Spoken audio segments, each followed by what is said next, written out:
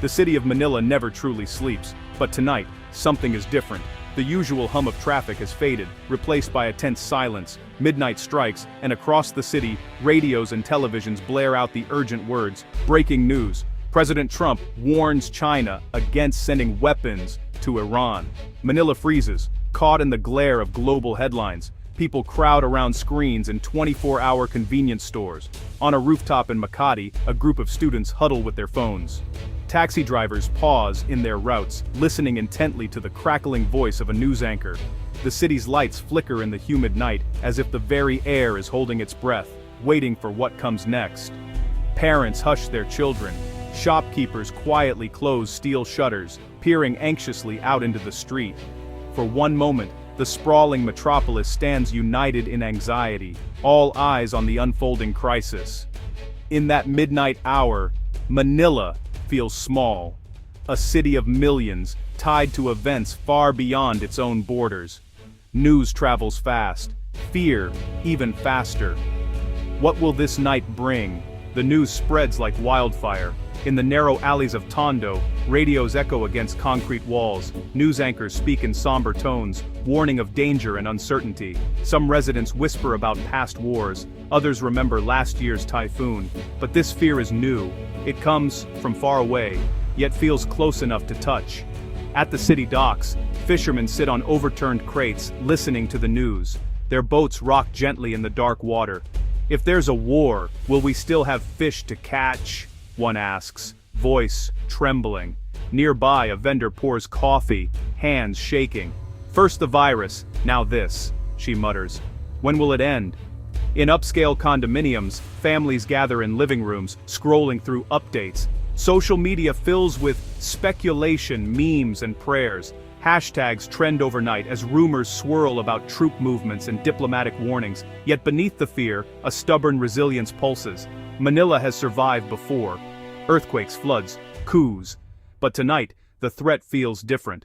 This time, the danger comes not from nature, but from the clash of powers. And Manila can only watch, wait, and hope.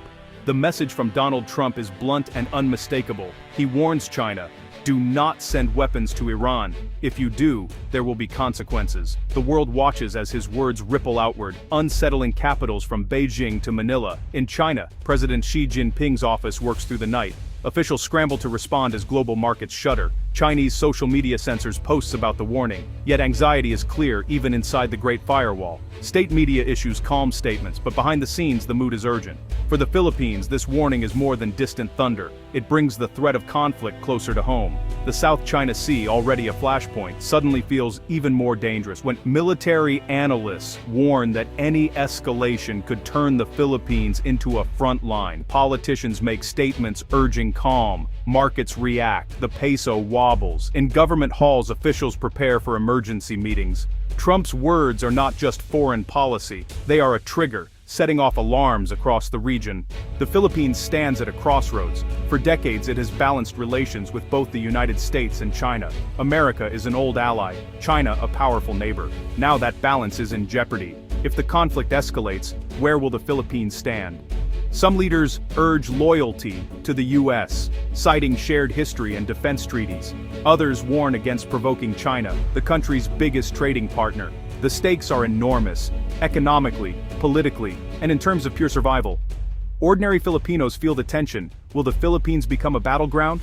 Can it stay neutral, or will it be forced to choose sides? The choices are not easy.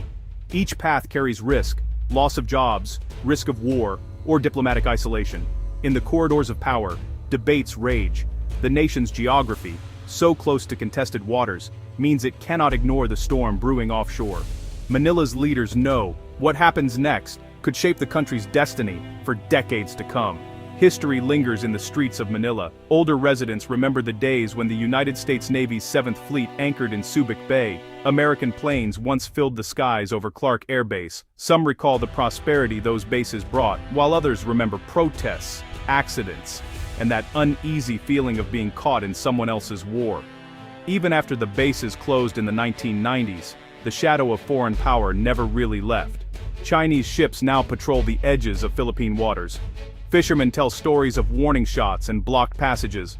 Memories of past standoffs still haunt the national conversation. For many, the past is a warning.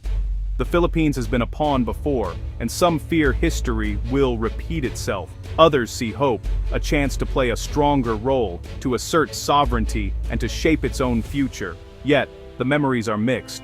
Old wounds reopen as new threats emerge. The ghosts of bases, ships, and tense standoffs remind everyone, the choices made now will echo for generations. Inside Malacañang Palace, the pressure is immense. The president convenes security advisors. Options are laid out: strengthen defense ties with the United States, negotiate with China, or try to stay neutral. None of the choices are simple. Some cabinet members argue for a stronger United States presence, pointing to mutual defense treaties. We must stand with our allies, one insists. Others caution, we cannot afford to antagonize China. Our economy depends on stability. The debate is heated, the stakes higher than ever.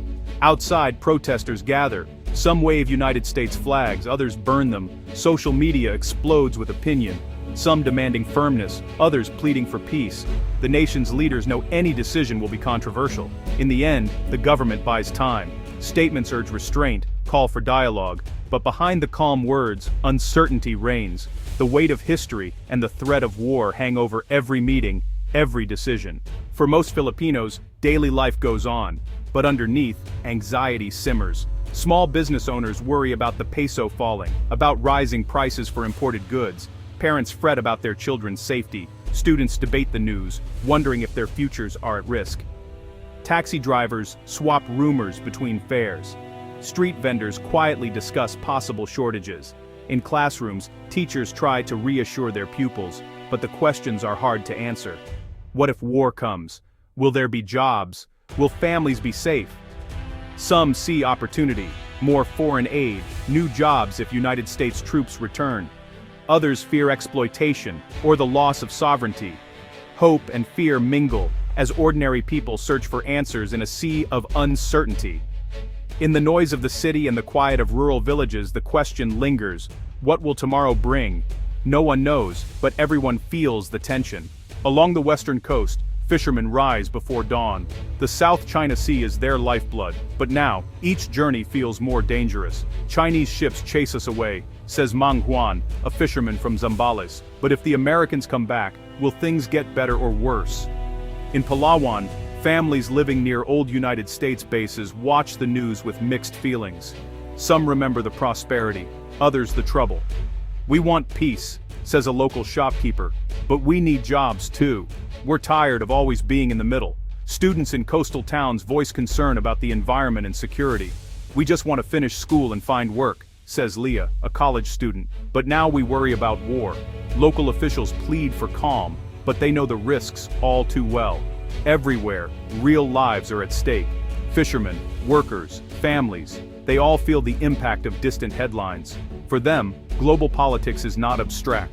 It is personal, immediate, and deeply uncertain. As dawn breaks over Manila, uncertainty lingers. The headlines have not faded. Debates rage on TV and in parliament, in cafes, on fishing boats, in government halls. Filipinos weigh their options: peace, resistance, or uneasy compromise. Some push for renewed talks with China, hoping to avoid conflict. Others call for a stronger stance alongside the United States. A few urge neutrality, anxious to avoid becoming a battleground. Each path is fraught with danger, but also with hope. The nation stands at a crossroads. The choices made now will shape the next generation, economically, socially, and in matters of security. The weight of history presses down, reminding all of past mistakes and missed opportunities. No one knows what the future holds, but across the Philippines the message is clear. Choices must be made, and the world is watching. In this nervous dawn, the path forward remains uncertain, but the need for wisdom and courage has never been greater.